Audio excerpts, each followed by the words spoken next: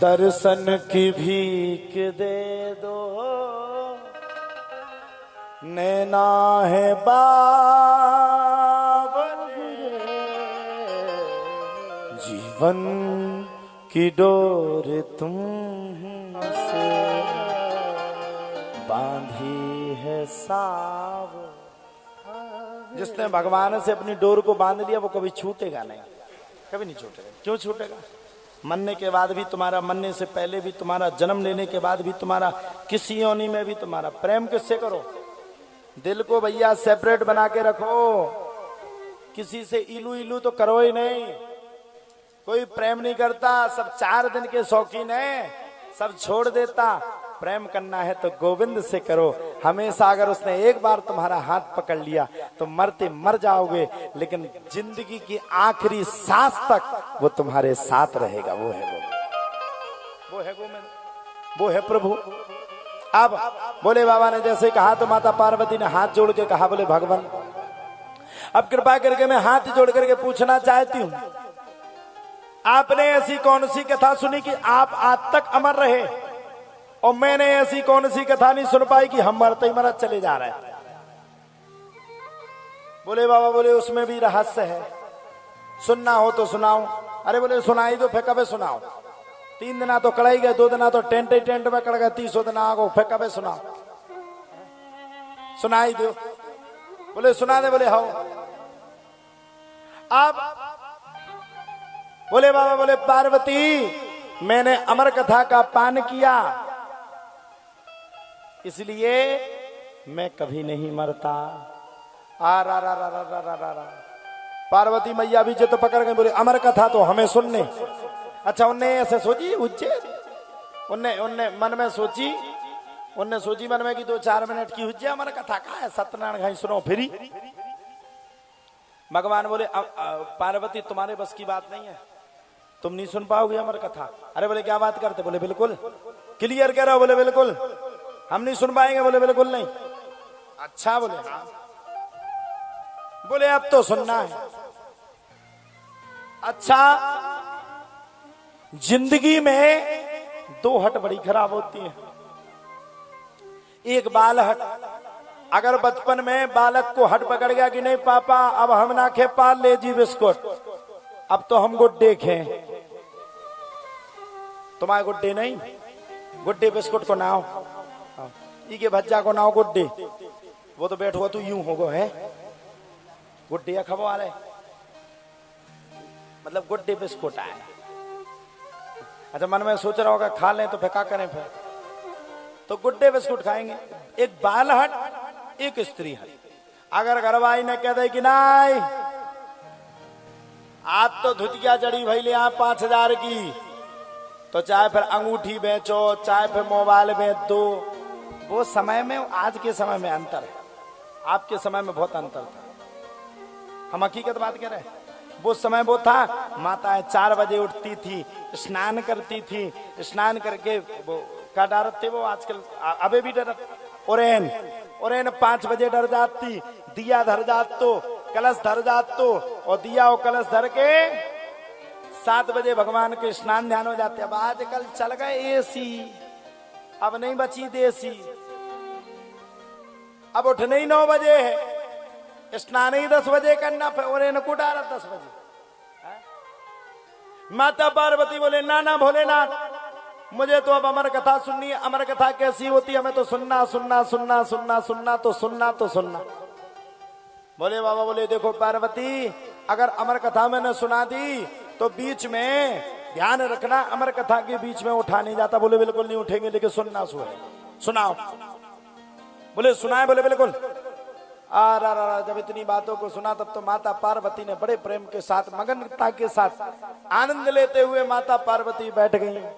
अच्छा, पूर्व के जमाने में ये नियम था कि देवता लोग किसी को पुराण की कथा नहीं सुनाते थे। अब पूछो क्यों नहीं सुनाते थे? अगर किसी राक्षस ने भागवत की कथा सुन ली तो वो हो जाता अमर, और अगर वो अजर अमर हो जाता तो वो दुष्ट प्रवृत्ति का निकलता। ये डर रहता था देवताओं को। बजाई महाराज डमरू, एक बार डमरू का उद्बोधन किया, नीचे जितने जीव जंतु थे भाग गए। दूसरी बार डमरू बजाया, देवता असुर, असुर सब भाग गए। और तीसरी बार डमरू बजाया तो सबरे जीव जंतु पशु पक्षी सब भाग गए। और उसी जीव जंतु के भागते हुए सुखदेव महाराज अंडा के रूप में पल रहे थे। तोती भी भागने लगी और तोती ने अंडा में चोंच मारी और सुखदेव बाबा तोता के रूप में प्रकट हो गए। बोलो सुखदेव जी महाराज की जय। अब सुनाने लगे, कथा सुनाने लगे। माता पार्वती बैठ के सुनत रही। अब माताएं जब तक कथा सुनती, जब तक लोग लगाई की चर्चा चल रही हो, चुटकुला चल रहे हो, साजे साजे चुटकुला चल रहे हो, माता पार्वती ने जब तक लड़ाई झगड़ा चला तब तक तो सुना। और लड़ाई झगड़ा के बाद सो गई। सोई सोई ऐसी सोई की सोती रह गई। सुखदेव बाबा, भोलेनाथ ने पूरी कथा सुना दी। सुखदेव बाबा ने हुंकार लगा के पूरी सुन ली। जब भोलेनाथ ने अंतिम जयकारा लगाया, बोलो सत्य सनातन धर्म की, आहा हा हा, जैसे ही अंतिम जयकारा लगाया सो सबरे उठ गए। माता पार्वती ने तुरंत, हो गई कथा, हो गई। भगवान बोले पूरी रामायण हो गई ने, जी पता नहीं है राम कितने हते रावण कितने हते। भगवान बोले भाई कथा तो पूरी हो गई, तुमने नहीं सुनी? बोले बिल्कुल नहीं। अरे बोले क्या कहते हो? बोले बिल्कुल सुनी नहीं। बोले बिल्कुल नहीं। हाँ, बोले बाबा को दिमाग खराब, पर होमकार की न गालू। पहले के जमाने में हतो ना साउंड मांडो कछु चलत नहीं हते, संगीत चलते सुबह हारमोनियम मास्टर रहते बूढ़े पुराने जिनके दांत गिर गए हैं।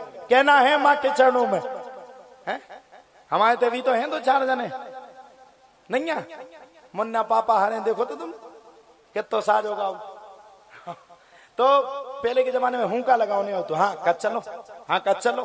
सुखदेव बाबा ने हुंका लगाया, यहाँ वहां सबने देखा भैया कछु नहीं बचा। सामने एक डाल पे देखा तोता बैठा था। भोलेनाथ का दिमाग खराब, बोले यही आया भागवत सुनने, ये कोई राक्षस है। इसने अन्याय पूर्वक पूरी भागवत को सुना। भोलेनाथ को इतना क्रोध आया, इतना क्रोध आया, इतना क्रोध आया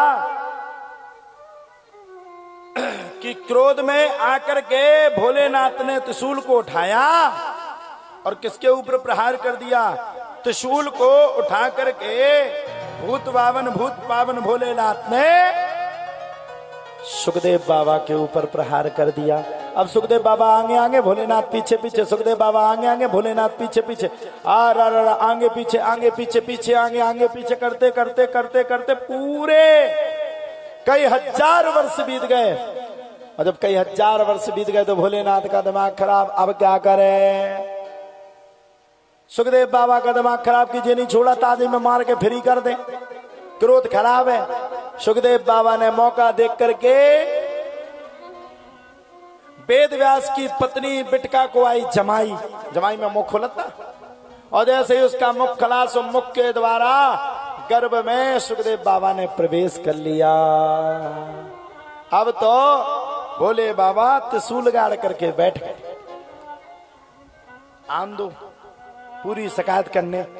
आंदो वेद व्यास का स्त्री का सम्मान करता, स्त्री अंदर नहीं गया। अच्छा, एक और शास्त्र में वर्णन है, भोले बाबा सबसे ज्यादा अगर अहेतु की प्रेम किसी से करते हैं तो भगवान विष्णु से। यहां तक कि महाराज आज मैं पढ़ रहा था भागवत में 8वें अध्याय 8वें स्कंद के 7वें अध्याय में पढ़ रहा था। जिन जिन गोपियों ने जन्म लिया, जिन जिन गोपियों ने, 8 अध्याय के बाद जो और अध्याय है 10 अध्याय 10 स्कंद तक पहुंचे हमने पढ़ा, उसमें कुछ मुख्य बिंदु। जिन जिन गोपियों ने जन्म लिया वो साधारण नहीं थी, वो गोपियां साधारण नहीं थी महाराज जी। यहां तक कि कहा गया कि राम जन्म में किसी ने भगवान राम को अपने पुत्र के रूप में देखा, किसी ने पिता के रूप में देखा, किसी ने पति स्वरूप में देखा। अब भगवान राम तो मर्यादा से पुरुषोत्तम थे, लिखा भी है रघुकुल रीत सदा चली आई, प्राण जाए पर बचन न जाए। वो अपनी नीति पे थे, उन्होंने समाज को एक संदेश दिया भगवान राम ने भगवान राम ने समाज को क्या संदेश दिया? भगवान राम ने समाज को बताया है कि मर्यादा तो राम की तरह हो। और भगवान कृष्ण ने जब जन्म लिया तो कहा गया कि देवता भी ब्रज में आने के लिए तरस रहे थे महाराज जी। देवता भी विचार कर रहे थे ब्रज में कैसे पहुंचूं। ब्रज में नो एंट्री थी, किसी को अन्यत्र को जाने नहीं दिया गया। और गोपियों ने भगवान से इतना प्रेम लड़ाया कि बताओ 9 वर्ष तक बराबर प्रेम लड़ाया। 9 वर्ष तक भगवान उनके सामने रहे। हम तो हजारों वर्ष तपस्या करते हैं और हजारों वर्ष तपस्या के बाद एक झलक पाने के लिए रह जाते हैं। वो गोपियां कितनी बड़ी भाग्यशाली है जिनको भगवान ने कई वर्षों तक साक्षात्कार होकर के दर्शन दिए। वो महान भाग्यशाली है। और जिस दिन भगवान नहीं आते थे उस दिन गोपियां बड़ी दुखी हो जाती थी। वेदव्यास जी महाराज से भोले बाबा ने कहा चोर घुस गया। बोले सुनो महाराज, चोर तो चोर है, उसने चोरी कर ली, वो अमर हो गया, अब उसके चक्कर में ना पड़ो तो ठीक है। भोले बाबा चल पड़े, चले गए। अब तो सुखदेव बाबा ने अपने माँ के गर्भ से 12 वर्ष तक जन्म नहीं लिया। 12 वर्ष तक नहीं निकले। बोले निकल जाएंगे तो आफत है जाएगी। 12 वर्ष के बाद जन्म लिया तो घर को छोड़ करके भाग गए। घर को छोड़ करके जैसे भागे तो पिता पुत्र की याद में दर दर भटके, लेकिन पुत्र नहीं आया। तब जाकर के वेदव्यास जी महाराज ने 2 श्लोक शिष्यों को सिखाए। बरहा पीडम नटवर बपुः कर्णयो कर्णकारम विवृद्ध वासा कनक कवसम वैजयंतीम च मालाम रंध्रान वेणुरधर सुदया पूरयन गोप बिंदेर बिंदारण्यम सुपद रमणम प्राविशद गीत कीर्ति ही।